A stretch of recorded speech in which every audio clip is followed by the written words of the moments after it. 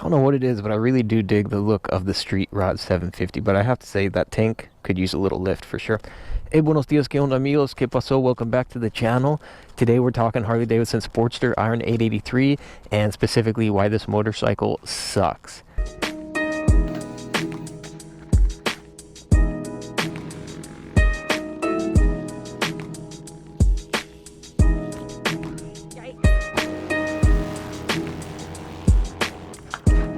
So yeah, without further ado, let's jump into it.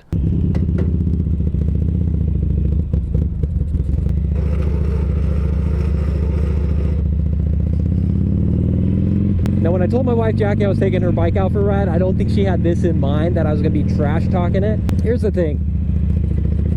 From a consumer standpoint, every product has its good, its bad, and its ugly, or its pros and its cons. And so I like to provide all of that. If you know me, you know I'm actually a big fan of the bike. I love how it looks. I have a blast riding it. And so you may be wondering, well, dude, why the heck are you saying the bike sucks, bro? You're a flipper flopper, man. I can't believe you. But the reality is, there's good to bad and bad to everything. And for some people, this bike, it sucks, man. For some people, this is just not going to be a good motorcycle. And so that's what I'm talking about today. Hopefully there's somebody out there that's considering this bike, and after hearing this, they may realize, you know what, maybe it's not the right bike for me. Or they might realize, hey, this totally is the right bike for me, because none of those reasons apply to me. So that's basically what it is. John's Moto Garage. We try to provide an unbiased, biased, subjective, objective opinion on everything motorcycle related. I'm going to be speaking specifically about the about the Sportster 883, not so much about the 1200 today. And the one I happen to be riding right now is a 2013 Sportster 883. So for starters, this bike is slow. These are not fast motorcycles. They only got about 45 horsepower, 54 foot-pounds of torque.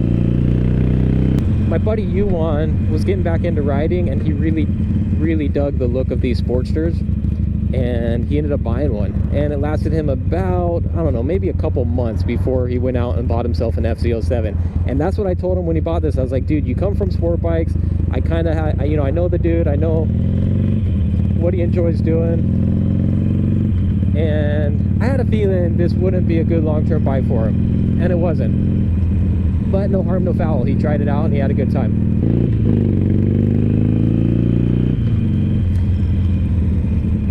Alright, in addition to being slow, the bike is small.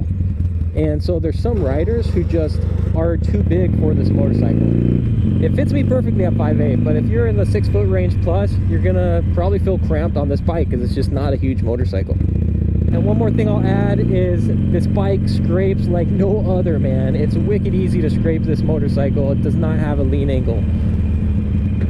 And I'll demonstrate that here for you guys. Yeah, we'll do it right here. Scrape City, bro.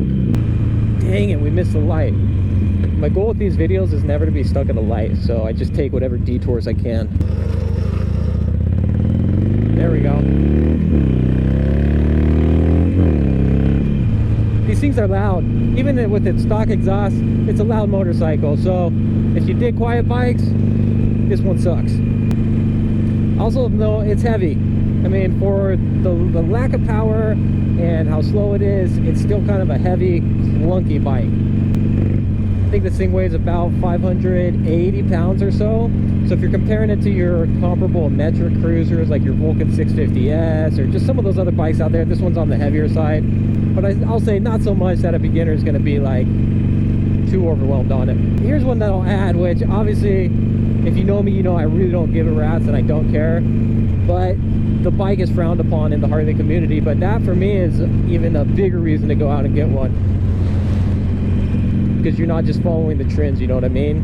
And honestly, I think the only people that frown on this bike are the people who, well, you really shouldn't care what those people think anyway. I mean, that's not why we ride motorcycles, is it? Or at least it shouldn't be. Alright, these bikes are expensive. They're cheap compared to other Harleys, but for what you're paying, I think like the Iron 883 is the most inexpensive option right now, and it's about 9,000 bucks before taxes. So if you buy it brand new, I should say brand new, they're expensive. However, I will note on the used market now, man, you can get these things for, you can get pretty good deals on these on the used market now.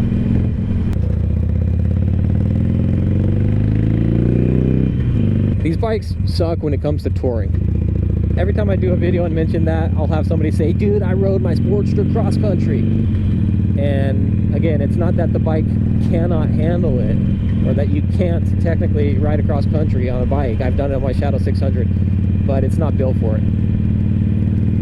And so you're gonna feel underpowered, it's gonna be cramped, all the things that I mentioned before. It's not a touring motorcycle.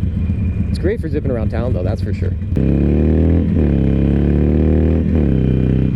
The bike is clunky, man. It's a Harley, dude. It rumbles, you can feel it. The transmission is clunky. The engine rumbles, man. It's got that Harley feel. So if you like smooth and refined motorcycles, then this one sucks. And you know what, you guys? I think that about wraps it up. Actually, no, I lie, man. That doesn't wrap it up. The bike is an awesome canvas with a freaking huge aftermarket support.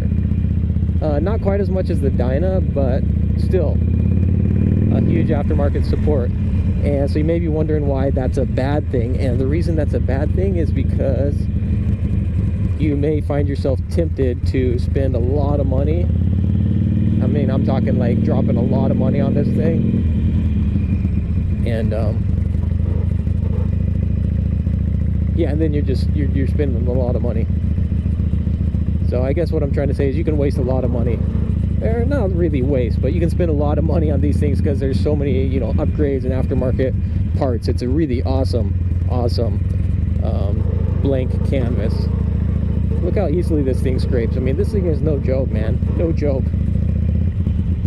I'm gonna demonstrate here. I'll show you. And when I say scrape city, I don't mean the cool scrape city where you're scraping 12 o'clock. I'm talking you literally just like turn and you're scraping. This is the coolest trick I've ever done.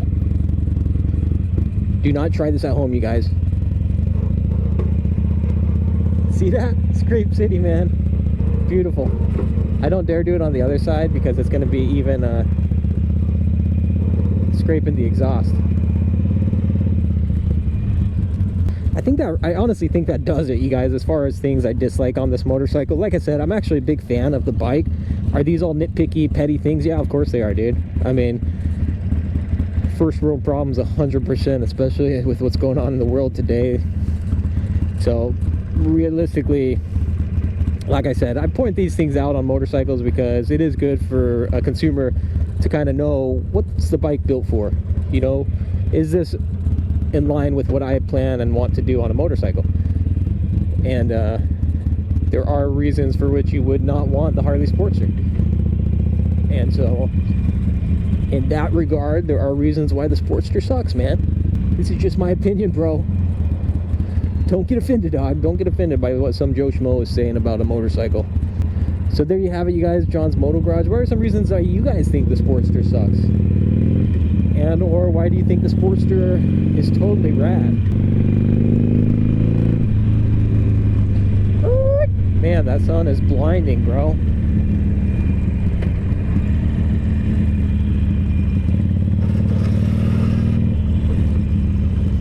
This thing is such a blast. It's such a blast. Even as I'm sitting here talking about how much I hate this bike.